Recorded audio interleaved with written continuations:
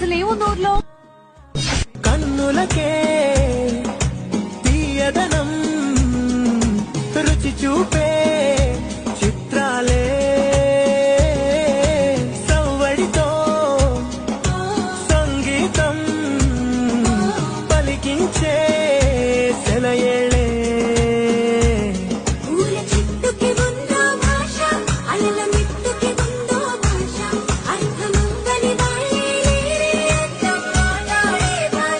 పలకరింపే పులకరింపై పిలుపునిస్తే